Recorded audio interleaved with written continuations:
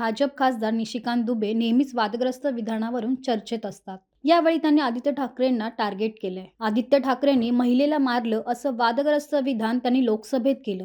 आता यामुळे ठाकरेंचे शिवसैनिक चांगलेच संतापलेत. शिवसेना भवनाबाहेर आंदोलन करण्यात आलंय. यावेळी आमदार महेश सावंत काय म्हणालेत पाहूया. निशिकांत दुबे हाय हाय निशिकांत दुबे हाय हाय निशिकांत दुबे हाय हाय हमसे जो टकराएगा मिट्टी में मिल जाएगा हमसे जो टकराएगा मिट्टी में मिल जाएगा निशिकांत दुबे तुझा खाली डोकं निशिकांत दुबे तुझा खाली डोकं निशिकांत दुबे हाय हाय भाजप सरकार हाय हाय भाजप सरकार हाय हाय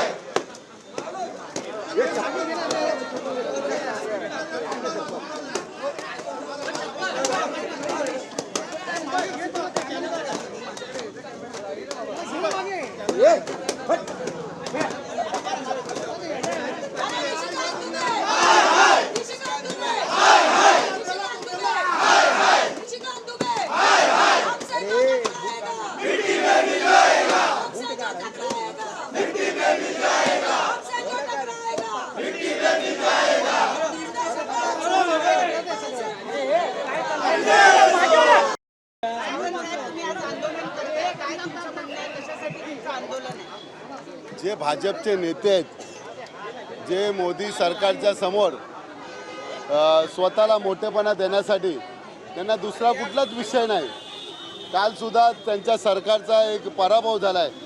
आरक्षण करण्याच्या जोरावरती ते जे मतदारसंघ फोडण्याच्या भाषामध्ये त्यांच्या मनात जे आहे, ज्यांना पाहिजे तसा मतदारसंघ करून ते महिला आरक्षणाच्या आरक्षण देण्याच्या नावावरती स्वतःची पोळी बांधणारे भाजप सरकार आहे. आणि त्यांचे चेलेपेले निशिकांत दुबेसारखे चेलेपेले आहेत, ज्यांना स्वतःचं अस्तित्व काही नाही आहे. फक्त भाजप सोडून स्वतःचं अस्तित्व काही नाही. आज ते भाजपांच्या जीवावरती दुसऱ्यांवरती जे टीका करतात, खालच्या प्रतीच्या जो राजकारणाची घडी आहे ती कुठेतरी विस्कळलेली दिसते. आणि निशिकांत दुबेसारखे जे यूपीमध्ये आम्ही कधी यूपी आणि मराठी हा भेदभाव कधीच करत नाही, पण निशिकांत दुबेसारखा नालायक माणूस जो आदित्य साहेबांवरती टीका करतो किंवा आमच्या पक्षांवर नेत्यांवर टीका करतो, त्याची स्वतःची लायकी नाही आहे. त्याची लायकी नाही, फक्त त्याला पगारी नोकर होता, आता कुठेतरी त्याला चान्स मिळाला आणि तो कुठेतरी नगरसेवक झाला आहे. अशा व्यक्तीचा निषेध करण्यासाठी आम्ही सगळेजण इथे भेटलो, जमलेलो आहोत.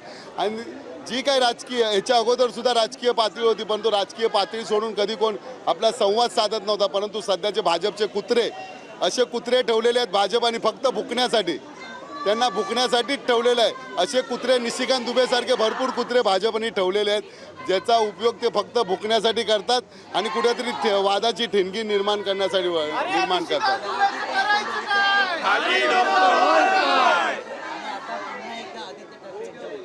म्हणून म्हटलं नाही, असे कुत्रे सोडलेले आहेत. त्यांना कामच आहे भुकायचा, फक्त भुंकण्याशिवाय त्या कुत्र्यांना जमत नाही काय.